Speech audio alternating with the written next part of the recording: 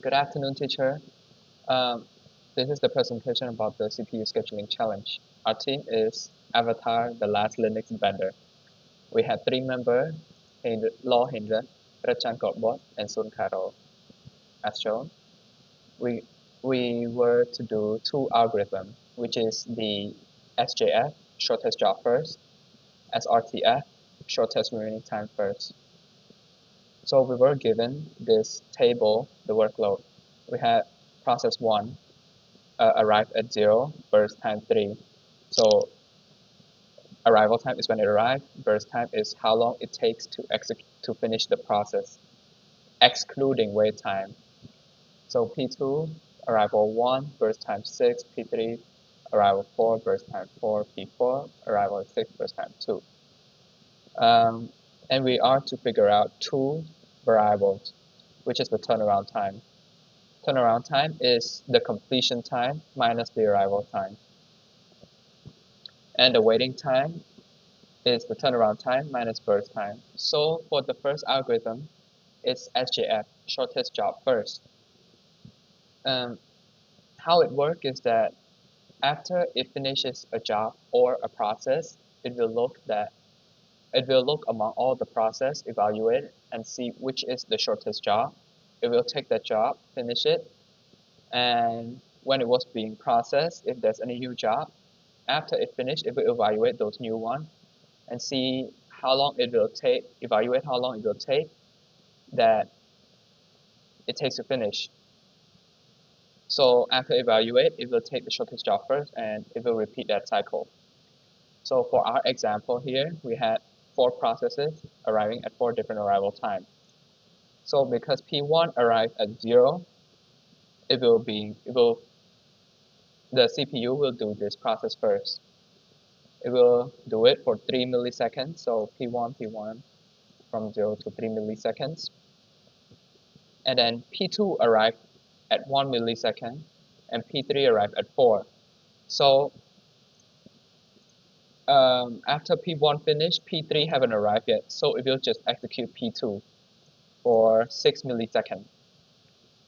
After execute for 6 milliseconds, you see here that P3 arrived at 4 milliseconds, P4 arrived at 6.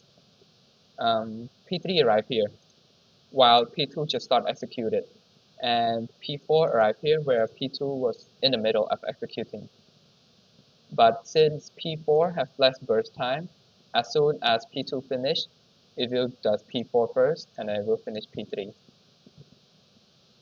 And for the calculation, because P1 occurred first, there's no wait time, therefore turnaround time is only 3, equal to the burst time. For P2, it will wait for 2 milliseconds, and then it will turn around at 8. So it arrived at 1, finished at 9. As for P3, it will, because P4 go first, even though it arrived earlier, the wait time is more. And this is the turnaround time is 11. As for P4, the turnaround time is 5, using the calculation. For the next part is for Law Hindra. Hello, my name is Law Hindra, and I'll explain the phase 2, which is the shortest remaining time first. So, shortest remaining time first, or SRTF, is a preemptive CPU scheduling algorithm. It always selects the process with the smallest remaining time, or execution time. It is the preemptive version of the shortest job first. It minimizes the average waiting time, which is crucial for responsiveness of every user interactive experience, which is why it's used in most UI like website, the app, or front end of programs. And here is a table. I'll explain the process of how the grant table is drawn, and then the results table. So at time 0, P1 arrives and it continues for 1 instance, and then P2 arrives. So at time 1, it has remaining of 2, and then the P2 arrives, which is 6. As you know, shortest remaining time, it will pick this one to continue. So it will ignore number 6 and finish the P1. So now As you see in the image, it finished the P1, it rise at 1. So remaining will be 0, and it's done. And now it will do the P2 for one instance. So it will have 5 left, and it'll be at time 4. So at time 4, that's when P3 arrives. And remaining is 5, and then the P3 is 4, which means it will pick number 4 to continue. Now it will do until 6, so which means it has 2 left.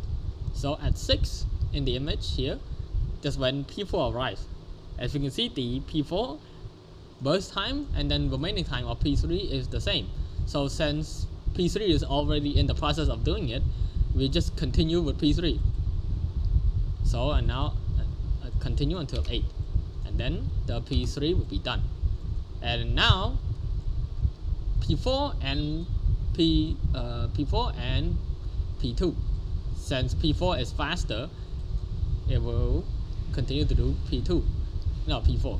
So in this case, you see, look at the picture, it will do P4 and finish them, and then it will do P2 all the way until it finish. So that's how you get the grand image. And now the result table. And here we can look at the completion time. Completion time is just, well, the time when the process completes. So if we look at here, P1 completes at 3, P2 completes at 15, so 15, and so on. And the turnaround time. The turnaround time is equal to the completion time minus the burst time. So completion time 3, 15, 15, 10, 10, 8, 8, and then 0. Since it arrived at 0, and then here the arrival time of 1, so we're negative 1, arrival time of 4, we're negative 4, and then arrival time of 6, and then we negative 6. That's how we got the turnaround time. And for the waiting time is the arrival time, no, is the turnaround time minus the burst time.